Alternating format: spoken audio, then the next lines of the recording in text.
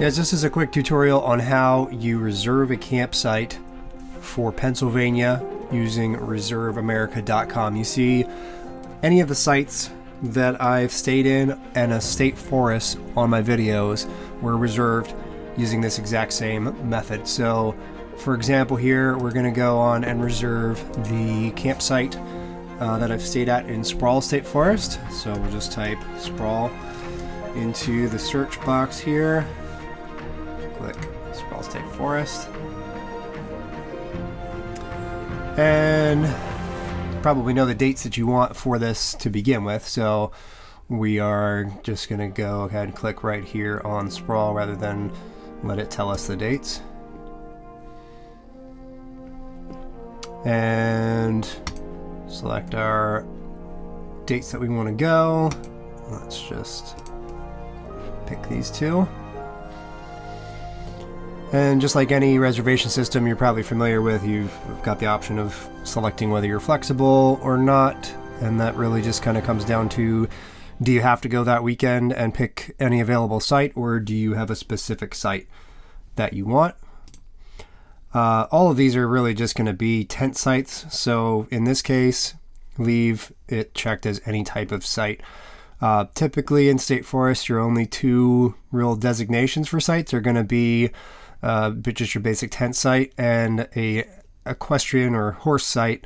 And the rules are you don't camp in a horse or equestrian area unless you have a horse trailer and horses. So we're not going to, just pick that. Those are also closed during winter months and some hunting seasons, I believe. So you just want to avoid those unless you're actually going in to ride your horses.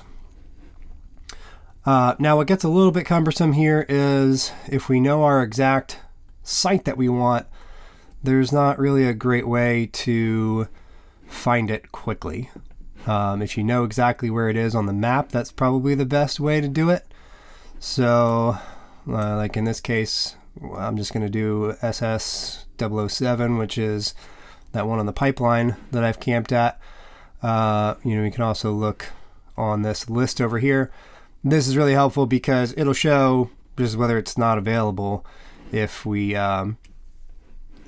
not available on that right there. So let's just go ahead and get to the SS site here. And it's really not like, I think these are kind of more in grouping of area than they are alphabetical or anything. They're listed numerically top to bottom, but CR, WS, HY, like they're not in alphabetical order this way. I think they're grouped by area.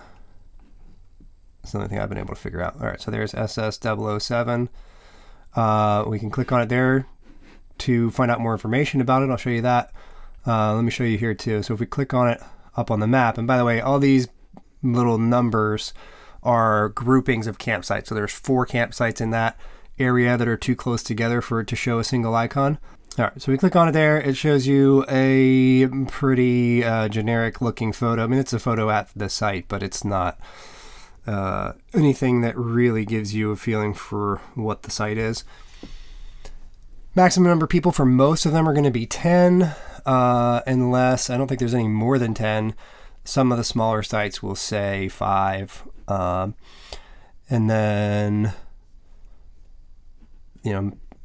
tent site, trailer site, good luck getting a trailer back there, but they say you can take one. Off-road trailer, sure.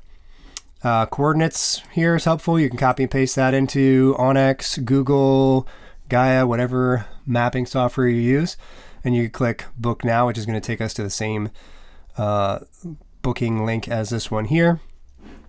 Also important to note, type Roadside. There's some variability in this, but typically Roadside is going to indicate that it's a site where you can pull in and camp like you typically see us do in my videos. If it's walk-in, that generally means that there's a gate or that the site is not meant to be like car camped in. So pay attention to that if you're looking for a site that you don't know anything about. And if it's a walk-in, usually it'll say the walk-in distance, and it's not real accurate. It might say, 10 yards, but really it's a quarter mile.